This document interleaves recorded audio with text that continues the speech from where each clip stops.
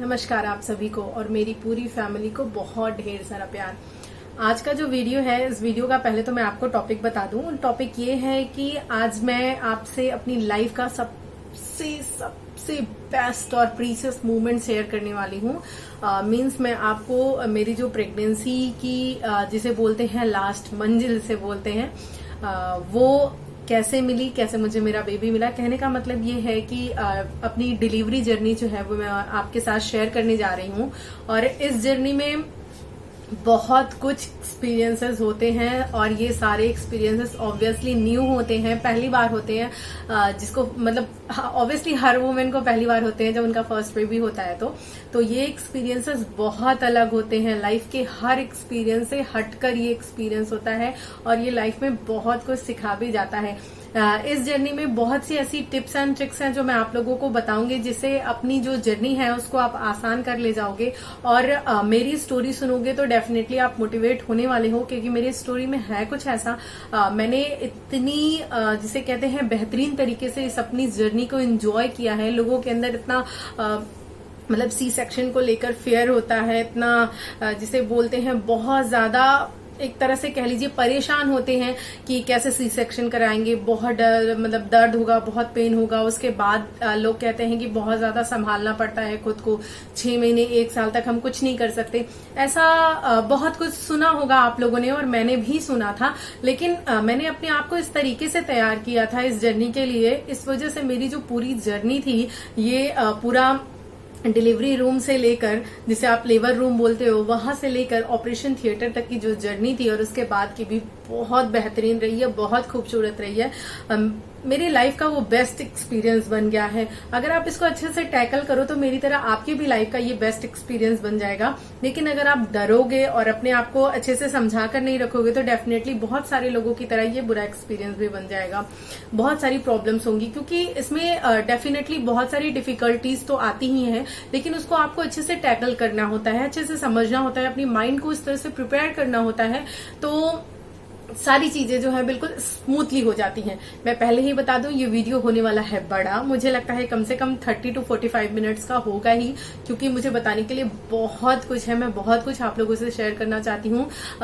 देखिए, नॉर्मली जिन लोगों की एकदम नॉर्मल सी जर्नी रहेगी, जो जाएंगे हॉस्पिटल और उन्हें कुछ पता भी नहीं होगा, डॉक्टर जो भी उनका प्रोसीजर होता है वो करेंगे और उसके बाद फिर देन बेबी आपको मिल जाएगा। उनके पास बताने के लिए बहुत ज्यादा कुछ नहीं होगा, क्योंकि या तो वो बेहोशी की हालत में रहते हैं या फिर वो इतना ज्यादा टेंस रहते हैं कि उन सारी चीजों को उतना फील नहीं कर पाते।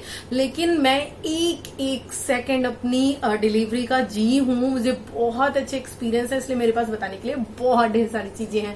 अगर आप सुनने में इंटरेस्टेड हो तो वीडियो को लास्ट तक देखिएगा, बहुत मजा आने वाला है आपको और बहुत कुछ सीखने के लिए मिलेगा डेफिनेटली, ये गारंटी है मेरी। तो चलिए बात करते हैं कि पहले तो ये बात करते हैं कि क्या मेरी नॉर्मल डिलीवरी हो नहीं रही थी, कोई रिस्क थी, कोई प्रॉब्लम था इसलिए मैंने सी सेक्शन चुना, या फिर मेरी मर्जी थी। तो मैं आपको पहले ही बता दूं कि मेरी डिलीवरी जो है वो बिल्कुल नॉर्मल थी। मेरी डिलीवरी नॉर्मल हो सकती थी। मुझे लास्ट मोमेंट तक भी डॉक्टर ने पूछा था कि क्या आप नॉर्मल डिलीवरी चाहते हो, आपकी हो जाएगी। लेकिन चूंकि मैं चाहती थी कि सी सेक्शन करवाना, मुझे सी सेक्शन ज्यादा जिसे आप बोल सकते हो कंफर्टेबल, इजी और मेरे अकॉर्डिंग लगा। सबकी बॉडी टाइप अलग होती है, सबके चॉइसेस अलग होते हैं। बहुत सारे लोग होते हैं वो नॉर्मल को प्रिफर करते हैं, ठीक है, मैं उसके अगेंस्ट में नहीं हूं, लेकिन मैं पर्सनली अपनी चॉइस बता रही हूं कि मुझे सी सेक्शन जो है वो ठीक लगा। क्योंकि मैं जैसे कि ऑपरेशन वगैरह से बहुत लोगों को फोबिया होता है, मुझे ऐसा कुछ नहीं था। मुझे तो बहुत मजा जिसे बोलते हैं आती है। जाने से पहले ही मैंने पूरा मतलब है ना देख लिया था कि किस तरीके से सी सेक्शन होता है और ये सब, तो मुझे बहुत अच्छा था। इसलिए मैंने अपने डॉक्टर से उन्होंने मुझे आई थिंक 6-7 मंथ में भी एक बार मुझे पूछा था, ऐसे डिलीवरी की बात चली थी, तो उन्होंने कहा था नॉर्मल करेगी तो मैंने कहा नहीं मैम, मैं नॉर्मल नहीं करने वाली हूँ, मैं सी सेक्शन करने वाली हूँ। उन्होंने बोला क्यों, मैंने कहा बस मेरी मर्जी। तो मुझे ये वाला दो कंपैरिजन, एक्चुअली मैंने कंपैरिजन किया, ऐसा नहीं है कि ये बिना तर्क की बात है। मैंने दोनों में कंपैरिजन किया, नॉर्मल डिलीवरी में और सी सेक्शन में, तो मुझे सी सेक्शन वाला बेटर लगा। रीजन ये कि नॉर्मल का मतलब है फिर जैसे हमारी मम्मियों के टाइम में होता था कि पूरा नॉर्मल करवाएं। वो कहने का मतलब ये है कि कोई भी कट्स ना दे। लेकिन आजकल क्या है, नॉर्मल डिलीवरी में वो विजाइना के पास एक कट देते हैं, लगभग 3-4 आई थिंक इंचेस का वो कट होता है। जिसे मतलब स्मूथली बेबी बाहर आ जाए, इसके लिए वो कट्स देते हैं। तो आजकल नॉर्मल डिलीवरी का मतलब ही कट होता है, यानी कि वो आपके वेजाइना पार्ट में कट देते ही देते हैं। ऐसा बहुत rare of the rarest case में होता है कि कट ना लगी। बहुत मतलब आप 100 में एक तरह से 0.5 भी कहो तो शायद मुझे लगता है ज्यादा ही होगा। गांव वगैरह का तो मैं नहीं जानती हूँ, लेकिन यहाँ अगर सिटीज की बात करूं, हॉस्पिटल्स की बात करूं, तो ऐसा होता है। तो इसलिए मैंने सोचा कि जब कट लगना ही है तो फिर स्टमक में क्यों नहीं, क्योंकि वहां का जो कट होता है वेजाइना का, उसको हील होने में थोड़ा सा टाइम लगता है, और उसके साथ बहुत एक तरह से कह लीजिए कि आपको सतर्क रहना पड़ता है। उसके बाद आप बहुत ज्यादा कुछ झेल नहीं सकते। उसके बाद शाम को टब वब में कुछ सेकाई वगैरह भी करनी पड़ती है। इस तरह की बहुत सारी चीजें होती है। तो मुझे लगा वो बहुत झंझट वाला है, और उसके पकने के भी चांसेस ज्यादा होते हैं। अगर थोड़ी भी मतलब हाइजीन आप थोड़ा भी नहीं मेंटेन कर पाए तो वो प्रॉब्लम हो जाती है। और फिर उसके बाद टाका जो है वो भी टूटने का डर होता है, कभी कुछ प्रेशर पड़ गया या कुछ तो डर होता है। तो इस सारी वजहों से जब मैंने कंपेयर किया तो मुझे सी सेक्शन बेटर लगा, तो इसलिए मैं सी सेक्शन की तरफ गई। जब कट लगवाना ही है तो ये वाला कट ज्यादा बेटर है। तो फिर अब बात आती है कि डिलीवरी हुई कितने महीने में। एक्चुअली मेरी एक तरह से आप कह सकते हो प्री मेच्योर डिलीवरी थी, क्योंकि पूरे 9 मंथ कंप्लीट नहीं हुए थे। और मेरे डॉक्टर ने भी कह दिया था कि अगर तुम नॉर्मल करवाना चाहती हो तो भी डिलीवरी अभी हो जाएगी। एक्चुअली मैं जिसे बोलते हैं रूटीन चेकअप, जब मैं अपना आपका मींस 8 मंथ कंप्लीट हो जाता है और 9th मंथ पे जब आप जाते हो तो डॉक्टर एक बार फिर से अल्ट्रासाउंड कराते हैं। उसमें बेबी का जो ब्लड फ्लो वगैरह है वो सारी चीजें देखते हैं वो। तो वो सब जब लेकर मैं गई थी वहां पे चेकअप करवाया, तो उन्होंने बताया कि जो बच्चे का हेड है वो बिल्कुल मतलब जो जिसे बोलते हैं बच्चेदानी, जिसे आप बोल सकते हो बच्चेदानी के मुंह के पास बिल्कुल लग गया है। मतलब ये है, उन्होंने मुझे ये कहा था कि तुम्हारी डिलीवरी जो है वो कभी भी हो सकती है, बिल्कुल तुम्हारी जो बॉडी है वो तैयार है इसके लिए, तुम्हारा बेबी आने के लिए, डिलीवर होने के लिए बिल्कुल तैयार है। तो ऐसा उन्होंने कहा था। तो फिर जब मैंने उन्हें मतलब अपनी प्रेफरेंस बताई कि सी सेक्शन है, तो उन्होंने कहा जब तुम्हें सी सेक्शन ही करवाना है तो फिर वेट क्यों कर रही हो पेन का, फिर तुम करवा लो आराम से सी सेक्शन। लेकिन फादर जो थे मेरे, उन्होंने डिसाइड किया कि नहीं ठीक है, पहले पेन होने देते हैं। उनको ये लगा होगा, शायद मैं उनके मन की बात बता रही हूँ, उन्होंने कहा नहीं था, उनको ये लगा होगा कि हो सकता है कि पेन होगा तो फिर नॉर्मली हो जाए आराम से। लेकिन और दूसरा रीजन ये भी था कि वो कुंडा में पोस्टेड थे, दरोगा पोस्ट पे हैं, तो उनको जाना भी था। तो उन्होंने सोचा कि अभी टाइम जो है काफी पहले का था, 25 अप्रैल को मेरी बेबी हुई थी, और लगभग 7, 8 या 10 मई के आसपास का जो डेट था वो था। लेकिन उन्होंने सोचा था कि मैं दोबारा लौट कर आऊंगा जब 4-5 दिन के बाद फिर करेंगे, लेकिन डॉक्टर ने कहा था कि आप जा नहीं पाएंगे। और हुआ वैसे ही कि जब हम दिखाकर आए वहां से, आई थिंक 18 या 19 को हम गए थे दिखाने, दिखा के जब हम वापस आए तो फिर 25 को ही, यानी 25 की मॉर्निंग में पापा जो है वो कुंडा जाने वाले थे। और 24 की रात में ही मुझे जिसे आप बोलते हो कि डिलीवरी के लिए मैं बिल्कुल तैयार थी। तैयार इसलिए थी कि मेरा जो है वो वाटर ब्रेक हो गया था। और वाटर ब्रेक जैसे आपने सुना होगा कि बहुत से लोगों का बिल्कुल फ्लो के साथ होता है कि समझ में आता है हाँ ये वाटर ब्रेक हो गया है, लेकिन मेरे साथ ऐसा नहीं हुआ था। मेरे साथ मतलब जिसे चूंकि आपने देखा होगा कि मैं इन चीजों पे बहुत विश्वास करती हूँ कि आपको जैसा चाहिए, आप जैसा चाहते हो, जैसा बनना चाहते हो, या जो आप चाहते हो मेरे साथ हो, उन चीजों के लिए अपने माइंड को पहले से प्रिपेयर करो तो ऐसा होता है। मैं इन चीजों में बिलीव करती हूँ और मेरे साथ ऐसा होता भी है। मैं ये नहीं कह रही आपके साथ ऐसा होगा या नहीं, आप करो या नहीं करो, ये मैं एक्सपीरियंस करती हूँ इसलिए बता रही हूँ। तो मैं अपने आप को हमेशा ये प्रिपेयर करती रहती थी। आप अब पता नहीं मुझे विश्वास करोगे या नहीं, लेकिन मैं अपनी बेबी से हमेशा कहती थी कि बाबू तुम्हें अप्रैल में ही आना है। जब वो पेट में थी तो मैं उससे हमेशा यही बोलती थी, मैंने उसका नाम डुगू रखा था पेट में। मैं उससे हमेशा यही कहती थी, डुगू तुम्हें आना है, अप्रैल में ही आना है। तुम्हें जो है 25 अप्रैल से लेकर, एक्चुअली 25 अप्रैल से लेकर इसी में आ जाना है। लास्ट के 30 तारीख वाली मैंने छोड़ी थी। तो ऐसा ही हुआ। मुझे नहीं पता ये मैजिक कैसे हुआ, कैसे जिसे बोलते हैं सब कॉन्शियस माइंड है ना, वो चीज मैं बार बार बोल रही थी तो सब कॉन्शियस माइंड में वो सारी चीजें आ रही थी, जिसकी वजह से मुझे लगता है ऐसा हुआ। तो 24 की रात में जो है वो वाटर लीक हुआ। आई थिंक 11 बजे रात के करीब स्टार्टिंग हुआ। पहले तो जैसे 1 ड्रॉप, बिल्कुल 2 ड्रॉप इस तरह से हुआ, तो मुझे समझ में नहीं आया कि ये क्या है। चूंकि मेरी फर्स्ट प्रेगनेंसी थी तो मुझे बहुत ज्यादा एक्सपीरियंस तो मतलब बिल्कुल ही नहीं, बहुत ज्यादा क्या कहूँ, बिल्कुल एक्सपीरियंस नहीं था। तो वाटर ब्रेक वगैरह के बारे में बस ऐसे ही सुना था, बहुत ज्यादा जानती भी नहीं थी।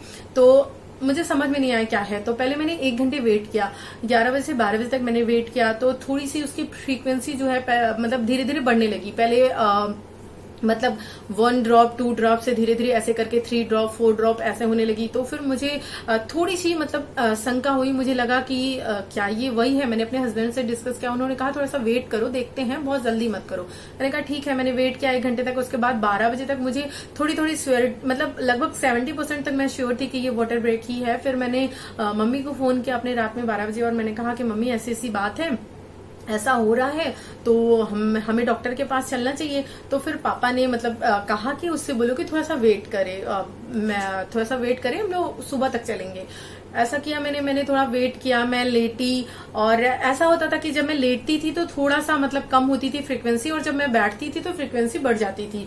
तो ऐसे में मैं लेटी थी, हालांकि मुझे नींद तो नहीं आ रही थी, क्योंकि मुझे पक्का पता चल चुका था कि अब ये वही है, क्योंकि पानी जो है, जो वाटर है, वो रुकने का नाम नहीं रहा था, और बिल्कुल लगातार ऐसा हो रहा था। तो ऐसा तो और किसी सिचुएशन में होता नहीं है। फिर धीरे धीरे जब मतलब 2 बजा तो फिर और ज्यादा वो होने लगा, मतलब बिल्कुल रुका नहीं, बिल्कुल मतलब लगातार वाटर जो है आने लगा। बहुत तेजी नहीं था, लेकिन धीरे धीरे ये था कि मुझे जाते वक्त जो है वो पैड यूज करना पड़ा था, मैं ऐसे नहीं जा सकती थी। तो मैंने सोचा कि पैड जो है वो यूज कर लेते हैं। फिर मैं यहाँ से मैंने अपने डॉक्टर को कॉल किया 2 बजे के करीब, 2:30 बजे के करीब मैंने उन्हें कॉल किया। मैंने उन्हें बताया मैम ऐसी ऐसी बात है। तो उन्होंने कहा इमीडिएटली तुरंत तुम हॉस्पिटल आओ।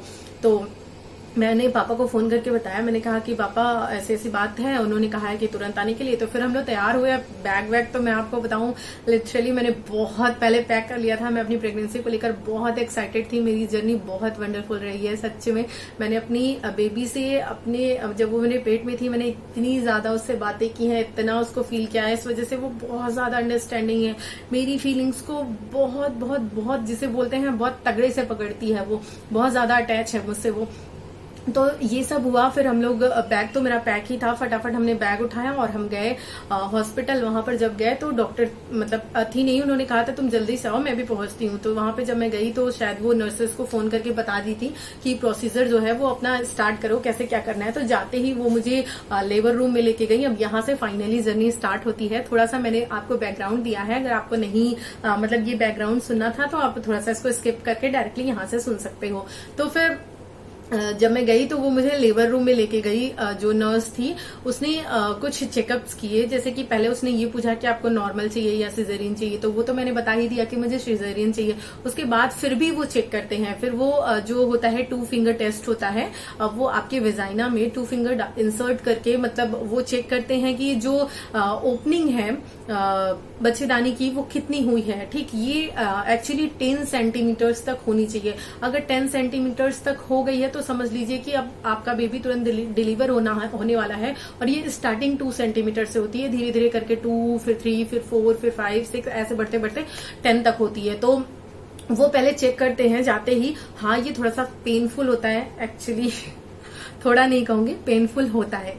तो एक्चुअली जैसे कि मैंने तो सी सेक्शन का डिसीजन लिया था, तो मुझे तो एक बार इस जर्नी से गुजरना पड़ा, सिर्फ एक बार ऐसा चेकअप करवाना पड़ा। वो एक बार देखते हैं, उसके बाद फिर भेज देते हैं। लेकिन अगर आप नॉर्मल करवाने वाले हो तो ये तो फिर आपके साथ बार बार करते हैं, थोड़ी थोड़ी देर पर चेक करते हैं, क्योंकि उनको फाइनली ये देखना रहता है कि पूरा जो मुंह है बच्चेदानी का वो खुल गया है या नहीं, पूरा जो 10 सेंटीमीटर की जगह है वो बन गई है या नहीं। तो इसलिए वो काफी देर पे, 1-1 घंटे पे, आधे घंटे पे ऐसे चेकअप करते रहते। तो उन लोगों को इस वाले पेन से बहुत ज्यादा गुजरना होता है। ये वाला पेन होता है यार, सीरियसली होता है ये वाला पेन। तो इसलिए मैं आपको डरा नहीं रही हूँ, लेकिन मैं आपको सच बता रही हूँ, मुझे तो उतना ज्यादा नहीं सफर करना पड़ा। लेकिन जो लोग नॉर्मल डिलीवरी से आते हैं उन्हें सफर करना पड़ता है। उसके बाद फिर मैं डॉक्टर का फिर मेरे पास फोन आया। मैं वहीं पर थी डिलीवरी रूम में, मतलब जिसे बोलते हैं लेबर रूम बोलते हैं, डिलीवरी रूम भी बोलते हैं, आप जो भी बोलो, वहां पर मैं थी। तो वहां पर उनका कॉल आया। उन्होंने बोला नर्स से कि नेहा से बात करवाओ। तो उन्होंने पूछा कि बेटा ठीक हो, नॉर्मल हो, अच्छा फील कर रही हो? मैंने कहा हाँ, मैं बिल्कुल सही फील कर रही हूँ, मुझे कोई दिक्कत नहीं है, बस आप आओ जल्दी से। तो उन्होंने बोला मैं बिल्कुल आ गई हूँ, पहुंचने वाली हूँ। मैं फाइनली तुमसे पूछ रही हूँ तुम्हें सी सेक्शन ही चाहिए ना? क्योंकि नर्स ने मुझे बताया है कि ओपनिंग जो है वो स्टार्ट हो गई है। तो अगर तुम थोड़ा टाइम दो, मतलब 6 से 7 घंटे, 4 से 5 घंटे का टाइम दो, 4 घंटे का कम से कम, तो आराम से तुम्हारी नॉर्मल डिलीवरी भी हो जाएगी। वो नॉर्मल प्रोसीजर से तुम्हें गुजरना होगा। तो मैंने कहा नहीं, मुझे सी सेक्शन ही चाहिए। उन्होंने कहा किसी से पूछना है, किसी को बुलाना है? मैंने कहा नहीं, कुछ नहीं करना है, बस आप आओ जल्दी से। वो आती हैं, उतनी देर में मुझे ले जाया जाता है लिफ्ट से ऊपर, वहां पर ऑपरेशन थिएटर में, ओटी रूम में। अब जब पहले से हम सुनते हैं ना ओटी के बारे में तो थोड़ा सा होता है कि कैसा होगा कैसे नहीं होगा, लेकिन जब आप जाओगे तो बिल्कुल नॉर्मल रूम की तरह होता है। वहां पे कुछ थोड़े इंस्ट्रूमेंट वगैरह रखे होते हैं जिनसे डॉक्टर जो है वो ऑपरेशन करते हैं। वहां पर 2-3 नर्सेज होते हैं और जो बॉयज होते हैं वो भी होते हैं उसमें, ठीक है, ऑपरेशन थिएटर में। नॉर्मल वाले में तो नहीं होते लेकिन ऑपरेशन थिएटर में होते हैं। वहां पर वो आपको ले जाते हैं, बहुत सारे आपके चेक करते हैं, जैसे कि वो आपका शुगर जो है वो तुरंत, कोई करते हैं कोई नहीं करते, पर बीपी तो सभी करते हैं। बीपी चेक करते हैं और यहाँ पर वो आपको लगा के रखते हैं, फिंगर में आपके लगा के रखते हैं, ताकि जो बीपी है वो हर टाइम, हमेशा, हर एक सेकंड की उनको दिखती रहे, रिकॉर्ड होती रहे, क्योंकि बीपी जो है वो बहुत ज्यादा मायने रहती है डिलीवरी में, सबसे ज्यादा मायने बीपी रखती है। तो फिर उसके बाद वो क्या करते हैं, वो मशीन वगैरह लगाए और यहाँ पर जो ड्रिप चढ़ाने के लिए होता है ना, ये लगाते हैं, क्योंकि उसके थ्रू वो सलाइन और जो मेडिसिन वगैरह होती है वो सारी चीजें देते हैं, तो वो आपको लगाएंगे, मतलब आपका ड्रेस चेंज करवाएंगे, मतलब फटाफट वाला काम स्टार्ट हो जाता है। आपको समझ में भी नहीं आएगा ये क्या हो रहा है मेरे साथ, इतनी जल्दी वो सारी चीजें होती हैं। ये करेंगे, आपका ड्रेस चेंज करवाएंगे, बीपी चेक करेंगे, ये ड्रिप लगाएंगे, ये सारी चीजें की उन लोगों ने। फिर उसके बाद अब मतलब आप जो है अपनी वेजाइना की क्लीनिंग, मतलब जो हेयर है वो रिमूव करके अगर गए हो तो भी ठीक है, नहीं गए हो तो भी ठीक है, क्योंकि इसका बहुत सारा टेंशन होता है। मुझे भी पहले था, मुझे नहीं समझ में आता कि कैसे जाना है, बहुत अजीब लग रहा था। लेकिन हालांकि मैं एक दिन पहले से मैंने कर रखा था, तो लेकिन वहां पर वो करते हैं, आप कितना भी हेयर रिमूव करके जाओ लेकिन लास्ट में उनको करना होता है हाइजीन के पर्पज से। तो वो पूरा आपका स्टमक से लेके जहां से उनको ऑपरेशन करना होता है वहां से वो पूरा आपके हेयर्स रिमूव करते हैं, पूरा वेजाइना पार्ट तक वो आपके स्टमक का भी हेयर रिमूव करते हैं जहां पर वो आपका ऑपरेशन करते हैं, ठीक है। तो वो सब रिमूव करते हैं वो, फिर डॉक्टर अपनी जैसे कि कपड़े वगैरह जो होता है वो चेंज करती हैं, एनेस्थीसिया लगाने वाला आता है। और वो मतलब मैंने जैसे कहा आपसे कि पहले मैंने हर एक चीज, एक सेकंड अपने ऑपरेशन थिएटर में देखा है, मैं पूरे होश में थी।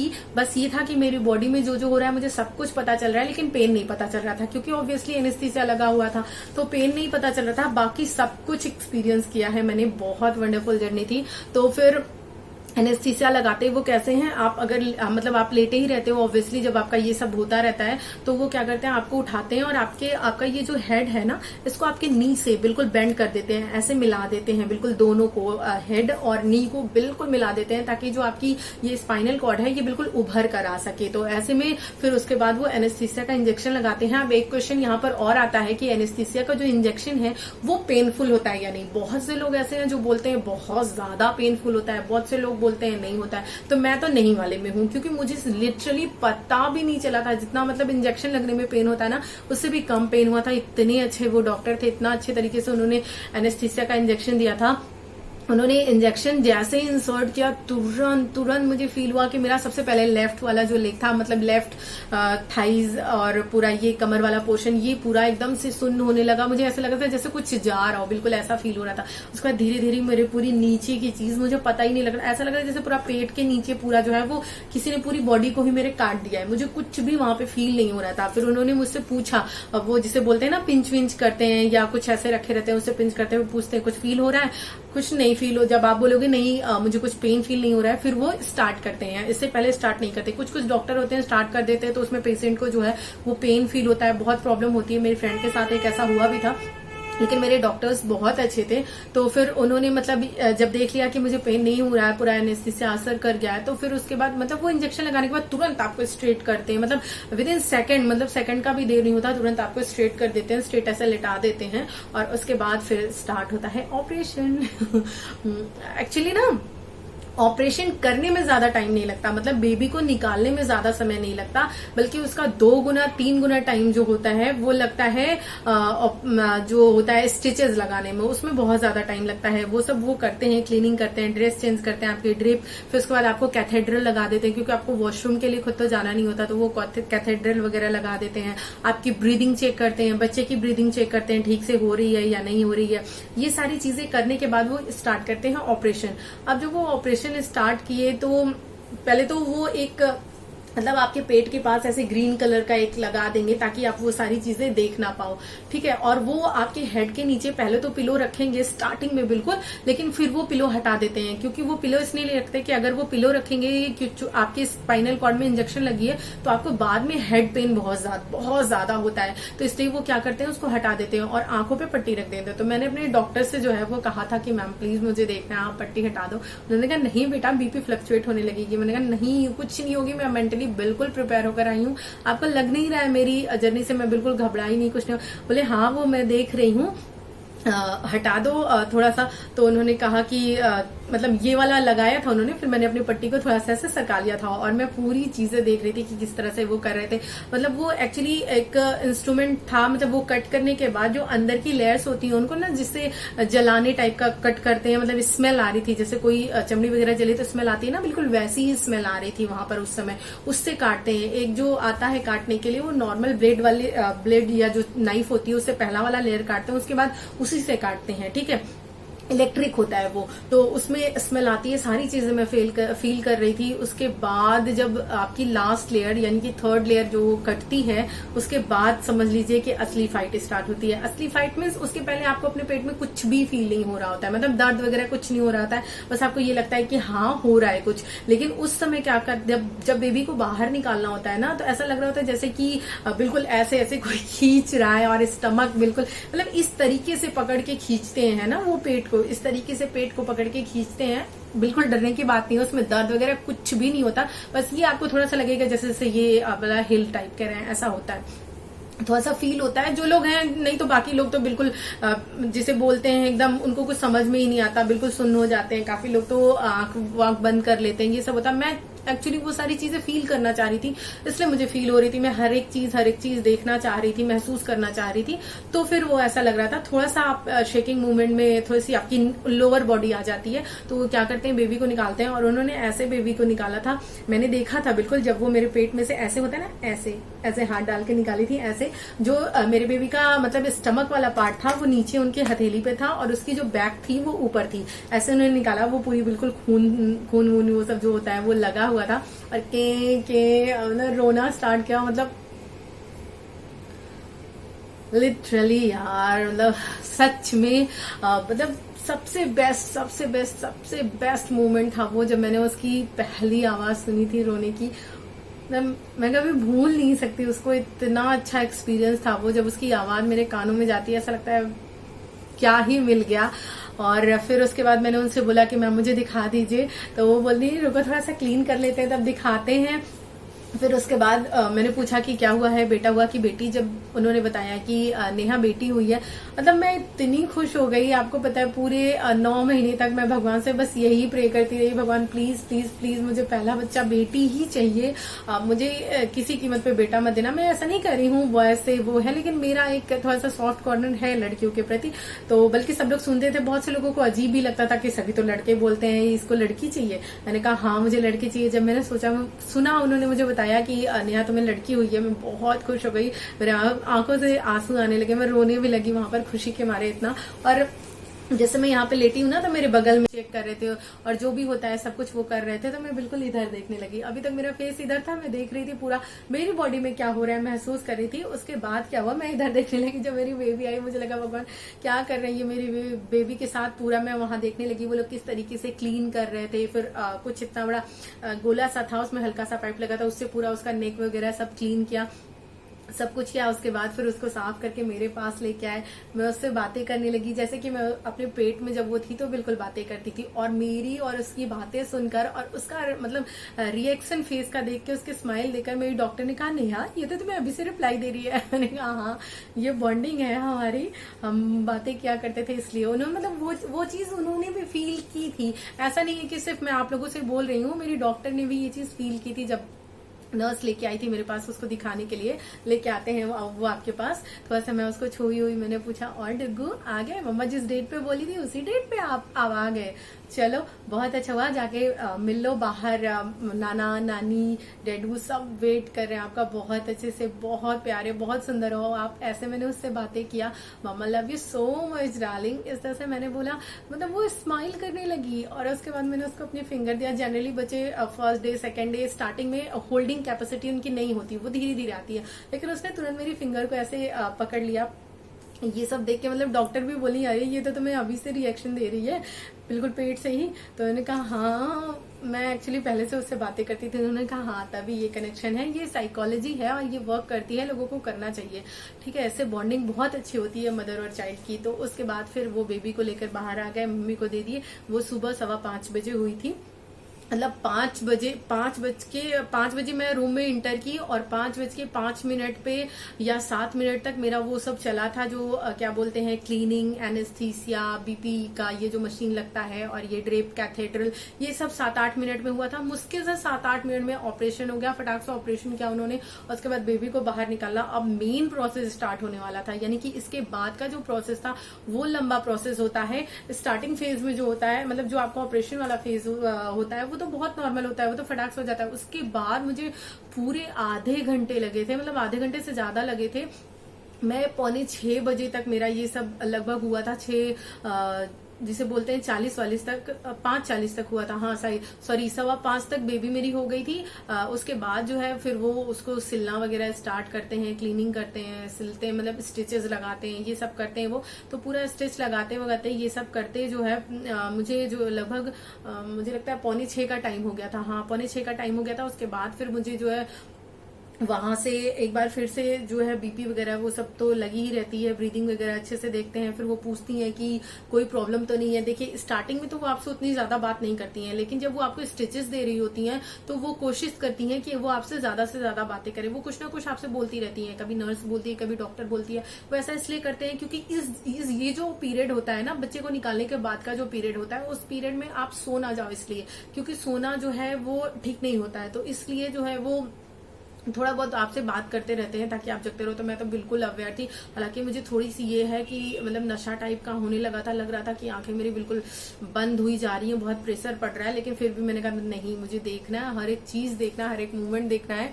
तो फिर उसके बाद जो है वो सारी चीजें हुई। फिर मुझे जैसे 2 चद्दर होता है ना, तो 2 आदमी इधर से और 2 आदमी पैर के पास से, उस चद्दर पे ही आप रहते हो, तो उस पर से उठा के आपको जो स्ट्रेचर होता है उस पर कर देते हैं। उसके बाद फिर आपको रूम में लेके चले जाते हैं। अब रूम में मैं गई तो हालांकि मेरी बीवी ने थोड़ा सा जो है वो गंदा पानी पी लिया था, हालांकि बहुत ज्यादा नहीं था, उससे कोई प्रॉब्लम नहीं थी। उन्होंने दिखाया, उन्होंने पूरे टेस्ट वगैरह किए, उन्होंने कहा बेबी तुम्हारी बहुत मतलब ठीक है, हेल्दी है।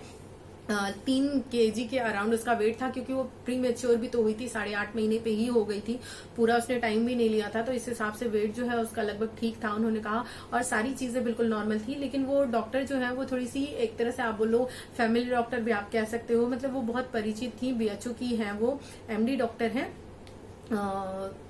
तो उन्होंने मतलब ये किया कि जैसे आप बोल सकते हो, उन्होंने कहा कि ठीक है तुम ये सारी चीजें जो भी था, मतलब इंजेक्शन या दवाइयां ये सब, उसको मतलब उन्होंने बहुत इजीली वो सारी चीजें टैकल की थी, है ना। उसके बाद मैं आ गई यहाँ पे रूम में, जब आई तो उन्होंने मतलब देखिए मैं क्या बता रही थी, भूल गई मैं, बच्चे को जो मैं बोल रही थी कि बच्चे को जो है वो फिर वो बोली कि मैं देखभाल के लिए थोड़ा सा इसको रख लेती हूँ, जो बच्चे वाले रूम होते हैं, है ना, उसमें रख लेती हूँ। तो मैंने कहा ठीक है, मैंने कहा जरूरी, उन्होंने कहा जरूरी तो नहीं है, तुम चाहो तो ले जाओ इसको अपने साथ रूम में ही, लेकिन रख लेते हैं, थोड़ी देर देख लेते हैं, ऑब्जर्व कर लेते हैं। मैंने कहा ठीक है। तो लगभग 1 घंटे तक उन्होंने रखा था। तो जब मैं वहां पे गई तो वहां पे मम्मी थी, पापा थे, ये नहीं थे शायद, ये किसी काम से कुछ गए थे, कुछ कर मतलब वही हॉस्पिटल में ही कुछ कर रहे थे, कुछ दवाइयां वगैरह या कुछ था। तो कि पापा नहीं थे, कोई नहीं था, इस तरह मुझे याद नहीं। फिर मैं जब आई तो मैंने देखा, मैंने पूछा सब लोग खुश हो, सब हंस रहे थे, मैं बहुत खुश थी, मैं बात किए जा रही थी। मैंने पूछा अभी आई नहीं डुगू मेरी? तो मम्मी ने कहा नहीं डुगू वहां पे है। मैंने कहा जाओ ले आओ उसे, डॉक्टर ने बोला था बिल्कुल नॉर्मल है। उन लोगों का लगा कि उसको कुछ प्रॉब्लम होगी इसलिए रखा है। तो मैंने कहा नहीं वो बिल्कुल नॉर्मल है, आप जाके बोल देना कि नेहा ने मांगा है मुझे, तो वो दे देंगे, क्योंकि उसको कोई प्रॉब्लम ही नहीं थी, बस उन्होंने थोड़ा सा ऑब्जर्व करने के लिए रखा था। और अब तो 1 घंटा हो गया, मतलब लिटरली उसको निकालने के 1 घंटे के बाद मैं यहाँ पे आई थी अपने रूम में, 1 घंटे का टाइम लगभग लग गया था। तो फिर मैंने भेजा उनको, तो फिर उन्होंने कहा ठीक है लेकर आते हैं। फिर वो लेकर आई, फिर मैंने लिया उसका, मैं ये इमेज आपको दिखा दूंगी जो मैंने कहा है कि मैं वो मेरी फिंगर जो है वो क्या कहते हैं होल्ड की हुई है, मैं ये चीज दिखा दूंगी आपको। अब मैं उसको अपने पास लिटाई, मम्मी को लगा इसको उसको पेन होने लगा, ऑपरेशन है, तो वो मेरे पास देने से थोड़ा डर रही थी। उन्होंने कहा नहीं तुम आराम करो, बाद में ले लेना। मैंने कहा नहीं ले आओ मेरे पास।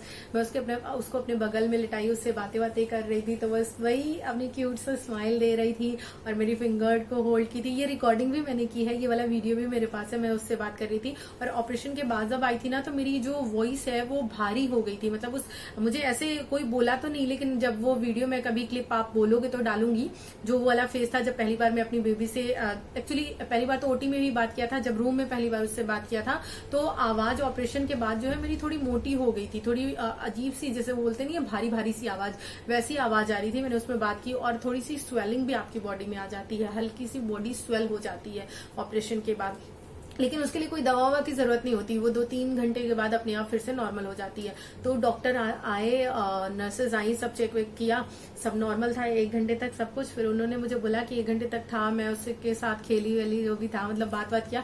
उन्होंने मुझे बोला कि सो जाओ। अब मुझे नींद कहाँ आए, वो मुझे मिली हुई है बगल में और मैं सो जाऊं, मैं सच में मुझे सब बोल रहे थे आराम कर लो, तुम थोड़ा सा आराम कर लो, रात से ही जग रही हो। मैंने कहा नहीं मुझे आराम नहीं करना, मुझे नींद ही नहीं आ रही, मैं क्या करूं। फिर मैं लेकिन पिलो चाहती थी लगाना, लेकिन वो लोग बोल रहे थे पिलो हटा दीजिए, आपको बाद में पेन होगा। तो मैं कभी कभी जो है अपने रिलैक्स के लिए थोड़ा सा लगा ले रही थी, मुझे आराम मिल रहा था, लेकिन नहीं लगाइएगा। मैं ये चीज आप लोगों को स्ट्रिक्टली मना करूंगी कि डॉक्टर्स जो पिलो लगाने के लिए मना करते हैं, चाहे वो छोटा सा ही हो, मैंने वहां का पिलो हटा दिया था, हल्का सा जिसे बोलते तौलिया टाइप का मोड़ कर ऐसे रखा था, तो वो बिल्कुल मना करते हैं। तो आप बिल्कुल मत लगाइए, कुछ ना लगाइए, क्योंकि उसका असर पड़ता है बाद में, मतलब सर में दर्द बहुत ज्यादा होता है, हेडेक होता है, तो इस वजह से इस चीज को आप फॉलो कीजिएगा। अब बात करते हैं उसके बाद की।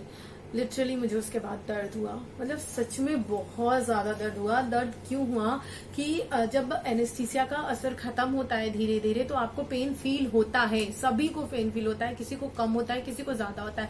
तो जब एनेस्थीसिया का असर खत्म हुआ, तो ऐसा लग रहा था जैसे कुछ मतलब जल सा रहा हो पेट में, और ऐसा लग रहा है जैसे कुछ पेट में ऐसे काटा जा रहा है, फील हो रहा है जैसे कुछ कट रहा है, कटा सा ऐसे कट रहा है बिल्कुल, मतलब ऐसा हो चुका था, लेकिन मुझे ऐसा लग रहा था जैसे ऐसा हो रहा है। मैं बिल्कुल फील कर रही थी, बहुत ज्यादा दर्द हो रहा था। तो मेरा दर्द देख के तो मम्मी बहुत उस समय परेशान हो गई थी। उन्होंने कहा कि अरे यार इससे बढ़िया तो नॉर्मल डिलीवरी ही कर लेती, इससे कम डिलीवरी में हम लोगों के, मतलब इससे कम पेन में हम लोगों के बच्चे हो गए हैं। उस समय मुझे सच में 1 घंटे का जो पेन था वो बहुत ज्यादा हुआ। डॉक्टर आई, 1 इंजेक्शन तो उन्होंने पहले ही दे दिया था दर्द का, मतलब ओटी से जब मैं निकलने लगी तभी, लेकिन दूसरा इंजेक्शन उनको मुझे तुरंत देना पड़ा, दूसरा हाई डोज देना पड़ा, क्योंकि मुझे उसके बाद का जो दर्द था वो 1 घंटे का बहुत ज्यादा हुआ था, बहुत ज्यादा ये वाला दर्द हुआ था। लेकिन बहुत से लोगों को बहुत कम भी होता है, बहुत से लोगों को, लेकिन होता सबको है थोड़ा बहुत, क्योंकि जब उसका असर जाता है ना, एनेस्थीसिया का असर, तो दर्द फील होता है। तो फिर क्या है, उन्होंने इंजेक्शन वगैरह दिया, फिर थोड़ी देर बाद के थोड़ा सा आराम हो गया था, ठीक हो गया था। फिर आपको स्ट्रेट, बिल्कुल ऐसे स्ट्रेट लेटना होता है, बिल्कुल करवट नहीं ले सकते, हिल डुल नहीं सकते। जो नर्स होती है वो आती है, वो आपका पैड वगैरह चेंज करती है, क्योंकि उसके बाद फिर आपकी ब्लीडिंग स्टार्ट हो जाती है ऑब्वियसली, तो वो आपका पैड वगैरह ये सब चेंज करती हैं। और जब एनेस्थीसिया का असर खत्म होता है तो आपको ठंडी बहुत लगती है। तो अगर भले ही आप गर्मी के मौसम में अपनी डिलीवरी करवाने जा रहे हो, तो आप इतना ध्यान जरूर रखना कि आप अपने साथ ब्लैंकेट जरूर ले जाना, ठीक है। उस समय ठंड बहुत लगती है, पूरी बॉडी शिवर करने लगती है, तो ठंड मुझे भी लग रही थी। तो मैंने बोला, तो उन लोगों ने मुझे पूरा उड़ाया था, पूरा ब्लैंकेट जो है लेकिन ये थोड़ी देर के लिए होता है, थोड़ी देर बाद ये ठीक हो जाता है। उसके बाद फिर आपको खाना पीना तो कुछ भी नहीं होता, पानी भी नहीं लेना होता, बिल्कुल नहीं लेना होता पानी। फिर शाम हो गई, शाम को उन्होंने मुझे बोला कि आई, जब वो चेकअप करने के लिए लगभग 7-8 बजे के आसपास आती हैं। 7 बजे जब वो आई तो उन्होंने मुझे बोला कि नेहा आप करवट लो, लेफ्ट साइड का करवट लो। मैंने कहा अभी, क्योंकि मैंने सुना था कि हर डॉक्टर जो है 2nd डे या 3rd डे करवट लेवाते हैं, मोस्ट प्रोबेबली 2nd डे। लेकिन वो तो मुझे बोल रही थी कि क्या कहते हैं तुरंत ही उसी डे, मतलब सुबह 6 बजे मेरा ऑपरेशन हुआ है और शाम को 6 बजे के आसपास जो है वो मुझे बोल रही थी कि करवट लो। मैंने कहा कि दर्द तो नहीं होगा। वो बोली मैं हूं ना, तुम लोग, वो मेरा थोड़ा सा सपोर्ट की थी, ऐसे हाथ पकड़ी थी, और उसके बाद फिर मैंने करवट ले लिया। मुझे हालांकि बहुत आराम मिला, क्योंकि स्ट्रेट सोने में मुझे थोड़ी प्रॉब्लम होती है, स्ट्रेट मैं नहीं सोती हूँ। तो इसलिए जो है फिर मैंने करवट लिया और उसके बाद वो चली गई। वो बोली कि तुम अब जो है आराम से करवट ले सकती हो, लेकिन बहुत धीरे से लेना, किसी के सपोर्ट से लेना, हाथ पकड़ के, या बेड में जो है ऐसे रॉड टाइप की लगी होती है ना, या उसको पकड़ करके लेना। तो फिर मैंने करवट वगैरह लिया और उसके बाद रात में 9 बजे के आसपास उन्होंने मुझे बोला था थोड़ा सा पानी तुम ले सकती हो, एक आध 2 सिप अगर लेना है तो ले सकती हो। तो फिर मैंने नहीं लिया था, या आई थिंक एक आध स्पून लिया था, एक स्पून लिया था शायद पानी, क्योंकि उस समय प्यास आपको बहुत लगती है लेकिन पानी आपको लेना नहीं रहता है। फिर उसके बाद सुबह जब होती है तो सुबह वो आती हैं, पूछती हैं ठीक हो, बिल्कुल अब दर्द वर्द तो नहीं हो रहा है। मैंने कहा नहीं, मैं बिल्कुल ठीक हूँ। तो मैं बातें करती हूँ तो थोड़ा सा मजाक वजाक करती हैं बेबी को लेकर कि ये तो पहले से ही बेबी से पहचान बना ली है इस तरह से, है ना, इसकी तो बॉन्डिंग पहले से ही है, मम्मी से बोलती हैं। तो इस तरह से जो बात होती है, फिर वो मुझे बोलती हैं कि ऐसा है चाय बिस्किट खा लो। तो चाय मैं उसमें लेना नहीं चाहती थी, क्योंकि मेरी फ्रेंड जो है उसने मुझे सजेस्ट किया था कि इस समय जो है गैस बहुत बनती है पेट में, जो ऑपरेशन होता है। और इसमें मेरी फ्रेंड ने सच में बहुत मेरी हेल्प की है। उसने जो टिप्स दी थी वो टिप्स मेरे बहुत काम आई, इसीलिए वो टिप्स मैं आप लोगों को भी देने जा रही हूँ। तो वहां पर आपको करना क्या है कि अपने डॉक्टर से पूछ लेना है कि क्या मैं अजवाइन वगैरह का पानी ले सकती हूँ। तो जब आपका ऑपरेशन होता है उसके अगले दिन से आप मतलब अगले दिन से 2 दिन, दूसरे या तीसरे दिन से आप क्या कर सकते हो, लगभग काफी 1 लोटे पानी में क्या करो, आप अजवाइन डालकर उसको खूब अच्छे से पका लो। पक जाए, जब बचे लगभग 2 गिलास के करीब, तो आप उसको लेकर अपना हॉस्पिटल में मंगा लो। उसके बाद जब लो थोड़ा थोड़ा पूरी दिन थोड़ी थोड़ी सिप आप करके लेते रहो। इससे आपको गैस बिल्कुल नहीं बनेगी, बिल्कुल नहीं बनेगी, कोई भी प्रॉब्लम नहीं होगी। और दूसरी चीज उसने मुझे ये बोला था कि तुम जब पहली बार तुम्हें स्टूल पास करने के लिए, मतलब नेक्स्ट डे वो बोलेंगे तो जाओगी तुम, तो मतलब ट्राई मत करना है स्टूल पास करने के लिए, क्योंकि जो पॉटी होती है वो टाइट होती है या फिर प्रेशर लगाना पड़ता है। तो ऐसे में टाके पे बहुत ज्यादा जोर जाता है और इससे कॉन्स्टिपेशन भी होता है। तो उसने मुझे पहले ही बोला था कि मैम थोड़ा पॉटी को लूज करने के लिए कोई मेडिसिन दे दीजिए। तो उन्होंने स्टार्टिंग में ही, मतलब उस रात को ही मैंने उनसे डिस्कस कर लिया था, तो उन्होंने मुझे मेडिसिन दे दी थी। तो मुझे कोई प्रॉब्लम नहीं हुई थी, बहुत इजीली पॉटी जो है वो पास हो गई थी। और अगले दिन सुबह ही, जैसे मैंने बताया, 25 को मेरी बेबी हुई थी, 26 को उन्होंने मेरा कैथेड्रल वगैरह निकलवा दिया। उन्होंने कहा आप तुम मूव करो, चलो। मुझे अगले ही दिन उन्होंने चला भी दिया। मैं थोड़ा सा अपने रूम में चलने लगी और उन्होंने कहा आप तुम बिल्कुल फाइन हो। ये है कि अपना नॉर्मली उठो, थोड़ा सा वॉक करो अपने आप से, मतलब ये नहीं कि कैथेड्रल के थ्रू वॉशरूम वगैरह जाओ। तो उन्होंने ये सब हटा दिया था, तो मैं खुद से वॉशरूम जाने लगी। हाँ, थोड़ा सपोर्ट में के लिए मम्मी या ये रहते थे, पकड़ते थे हाथ, क्योंकि अभी आप लिटरली अपने आप चलने को तो मैं चल लेती थी, क्योंकि मैंने आपको बताया ना कि मैंने अपना हीमोग्लोबिन लेवल जो है वो उसके थ्रू काफी अच्छे से मेंटेन किया था। तो मेरी एनर्जी तो बहुत हाई थी उस समय, सबकी लो हो जाती है, लोग बेड से उठते हैं तो चक्कर आता है, मेरे साथ ऐसा कुछ नहीं हुआ था, मुझे कोई चक्कर वक्कर कुछ नहीं आ रहा था, मैं बिल्कुल एनर्जेटिक थी ऑपरेशन के बाद भी। फिर मैं उठ के अपने आप मतलब चली जाती थी, लेकिन ये लोग सपोर्ट में लगे रहते थे आगे पीछे, थोड़ा सा कि कहीं गिर ना जाए। तो ठीक भी था वो एक तरीके से। मान लीजिए ये मुझे लग रहा था, मान लीजिए कुछ हो ही जाता तो ऐसे में चोट वोट लगने से बचाते हैं। तो फिर उसके बाद ये सारी चीजें हुई, अगला दिन बीता, फिर ये सारी चीजें, ये सारा प्रोसेस तो अच्छे से हो गया, मतलब पूरी डिलीवरी हो गई, पूरी जर्नी में मैंने आप लोगों को बता दी किस तरीके से मैंने फील किया, क्या फील किया, क्या क्या हुआ। इसमें आपको देखिए लास्ट में आपको बता देती हूँ कुछ चीजें जो हाईलाइटेड पॉइंट्स थे जिनको आपको ध्यान रखना है। पहले तो ये कि वाटर लीकेज जब होता है तो डॉक्टर आपको जो है वो सजेस्ट करते हैं कि आप सी सेक्शन करवा लीजिए। लेकिन आप लोगों में से बहुत से लोग ऐसे होते हो जो आपको लगता है कि डॉक्टर जो है वो पैसा कमाने के चक्कर में करता है। हाँ, मैं मानती हूँ डॉक्टर पैसा कमाने के लिए, बहुत सारे डॉक्टर ऐसा करते हैं, लेकिन कहीं कहीं केसेस में, किसी किसी केसेस में ये बहुत जरूरी भी हो जाता है। क्योंकि मेरा जो वाटर लीकेज हो रहा था वो बहुत ज्यादा नहीं था, लेकिन किसी किसी का होता है कि वाटर लीकेज जो होता है वो बहुत ज्यादा होता है, बहुत फ्लो में होता है कि एक बार में पूरा वाटर लीक हो जाता है। ऐसे में वाटर बिल्कुल बचता ही नहीं है, तो बच्चे को ब्रीदिंग में बहुत प्रॉब्लम होती है, उसकी सांसें जो है वो टूटने लगती हैं। इस वजह से डॉक्टर कहते हैं कि जल्दी से आप सी सेक्शन करवाइए। ऐसे में आप सोचेंगे कि वो पैसा कमाने के लिए कर रहे हैं, तो ऐसे में फिर कई बार मिस हैपनिंग होने के चांसेस रहते हैं। इसलिए कभी कभी हमें डॉक्टर की बात भी सुन लेनी चाहिए। और सी सेक्शन इतना भी बुरा नहीं है, मैं खुद आपसे कह रही हूँ, मुझे सी सेक्शन के एक्सपीरियंस में कोई भी प्रॉब्लम नहीं हुई। और जब मैं आपको अपनी बेबी जर्नी सुनाऊंगी तो आप देखोगे कि किस तरीके से मैंने हैंडल किया था। क्योंकि सेकेंड डे मेरे बेबी को जॉन्डिस हो गया था। उसका जॉन्डिस तो मैक्सिमम बच्चों को हो जाता है, लेकिन मेरा ब्लड ग्रुप जो था वो ओ नेगेटिव था और मेरी बेबी का जो ब्लड ग्रुप था वो बी पॉजिटिव था। इस चक्कर में जो है उसका जॉन्डिस जो है वो बहुत तेजी से बढ़ रहा था। तो पहले तो सेकंड डे जब उसको हुआ, रात का टाइम था, मुझे केवल फील हुआ और किसी को नहीं फील हुआ हल्का सा। मैंने बोला कि मैंने मम्मी से बोला, इनसे बोला, मैंने कहा देखो इसको जॉन्डिस सा लग रहा है क्या? ये लोग बोले नहीं, कहीं तो नहीं लग रहा है, बिल्कुल नहीं, बिल्कुल ठीक है वो। फिर डॉक्टर आई, मैंने उनसे भी कहा तो उतना ज्यादा नहीं पता चल रहा था। डॉक्टर ने भी कहा कि नहीं है, देखते हैं सुबह तक। उनको भी नहीं लगा, लेकिन मुझे लग रहा था कि पता नहीं क्यों ये जॉन्डिस है, इसको जॉन्डिस है। मेरा मन बोल रहा था इसको जॉन्डिस है, मुझे देखने में भी लग रहा था कि इसको जॉन्डिस है। और डॉक्टर भी मना कर दिए थे कि नहीं है। फिर सबने बोला तुम फालतू में ऐसा सोचती रहती हो। मैंने कहा नहीं यार, मुझे लग रहा है। तो फाइनली सुबह जब चाइल्ड डॉक्टर आया, उन्होंने बेबी को देखा तो उन्होंने यही बोला कि इसको तो जॉन्डिस है, आपने चेक नहीं कराया? तो मैंने कहा सुबह तो रात में तो मैंने मैम से बोला था, उन्होंने कहा नहीं है। उन्होंने कहा नहीं, तुरंत इमीडिएट इसको चेकिंग के लिए भेजिए। और जब उसको चेकिंग के लिए भेजे तो उसका आई थिंक 12 या 13 या 14 पॉइंट ऐसे समथिंग था उसका जॉन्डिस। तो उसके बाद फिर उन्होंने कहा कि इसको जो वो मशीन होती है उसमें रखना पड़ेगा। फिर मशीन में रखा उन्होंने। फिर मतलब उसका बहुत, जिसे बोलते हैं बहुत बिलो पॉइंट पे आ जाए तो छोड़ना चाहिए, लेकिन पहले ही डिस्चार्ज कर दिया था। ये सारी जर्नी किसी और वीडियो में शेयर करूंगी। फिर दोबारा मैं जो इसको लेके एडमिट होना पड़ा, मतलब ये सारी चीजें मैंने खुद की हैं। मतलब मम्मी थी और ये थे सपोर्ट में, लेकिन बेबी के साथ जनरली पेशेंट को लोग नहीं ले आते हैं या नहीं आता है। लेकिन मैं गई थी और पूरा सब कुछ किया था, अपने बेबी को हैंडल किया था, लेती थी, उसको दूध पिलाती थी, ये सारी चीजें करती थी। जो वो वाला दूध होता था, मतलब फॉर्मूला मिल्क, वो तो मम्मी देती थी।